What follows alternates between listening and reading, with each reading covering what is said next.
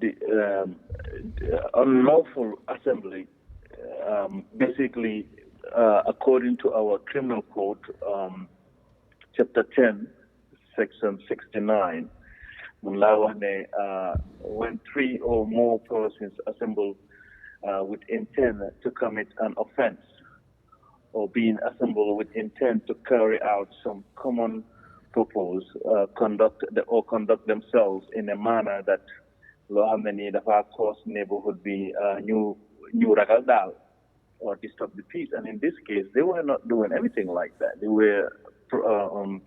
were practicing or exercising their constitutional rights. So IGPV,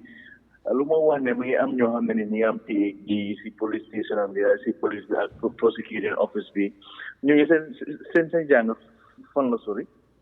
then this is a threat to him too and his family. Okay. Because he needs to understand that. Let's just say maybe Suje or we need them definitely because I think Momudekabi, Momuluabi, Baro Momudekabi, Momuluabi, NPP, UDP, Momudekabi, Momuluabi. So Swine can you them go there or Bohame, you them Kena Daisy. You have a family, they could come to you. So I'm not, when you're a leader, not over exaggerate such position. You're not only putting the country in danger, but your family in danger. So this is illegal, and Balanga follow Luabi. Okay. We don't follow Luabi. Like talking about the law, we have seen different interpretations or argument as to in fact, non lawarana ame. When you gain a protest, hence they didn't deny permit. There was no need for new gain. Probably the idea would have been you reapply again or maybe request to ask to the police why you reject a permit. The Supreme Court has already decided on an issue like this. But apparently, come here on a bepare ak you, langa chewa anda ndaw yi teg logo demba mëna nañu resist wala bañ wala am nañu deflante ak police bi which could have been something else again.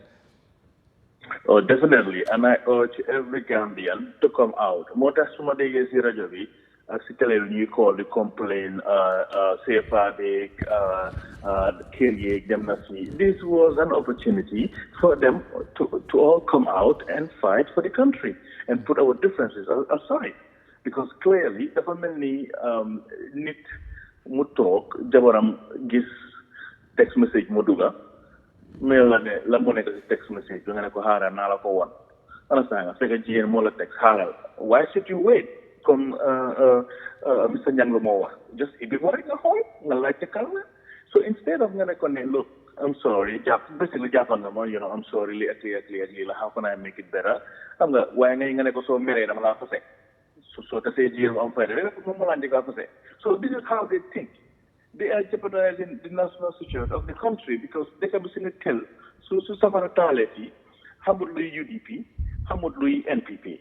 So therefore, everybody needs to put their differences aside. You fight for the country. You want Jammeh, this man, Barak and his administration. They don't own the laws of the country.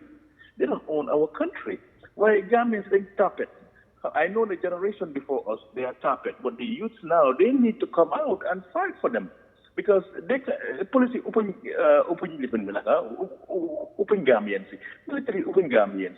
And at the end of the day, they bleed, and we all bleed, by nature. So if they sit out there, so these useless politicians, you know, you Mama Kandewa, 2019. Don't just a meaning again.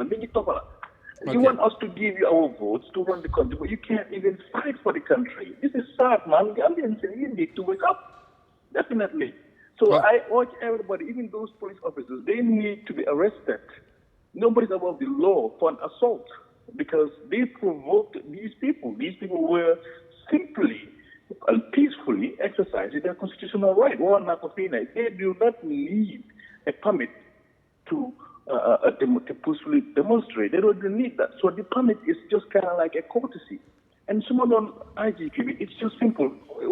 Before, it went smooth. You are that guy, you got the guy, you condemn. While you are triggering a nationwide national security crisis. And how many people get some degree? They want to say that because they don't think critically. They act irrationally. Okay. Because right now we have a problem. All right. Finally, ML on this thing, situation be gis nga num demé demba, and of course the police buñ mujjé arrest in the you'd say in Banjul, they mujjé yobu through a different police stations, and that has further triggered more reactions among Gambians. You know, seemingly situation be mu ngi gonna boil up, and well, naka nga foog ne police bi non lañ mëna handle this situation, you know, all together to make sure comme ñi génn nañ bu leen téyee tamit everything would have been done in a much better manner, but apparently now ñu leen tasaare ni ñu ngi leen doon wóor am na ñu ko gisee sax they were kidnapped at some point. What's your view on that finally?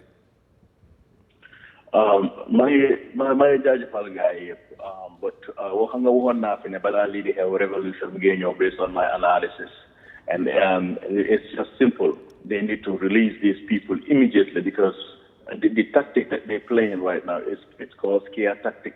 You will 72 hours talk or civic can be. That's against the law.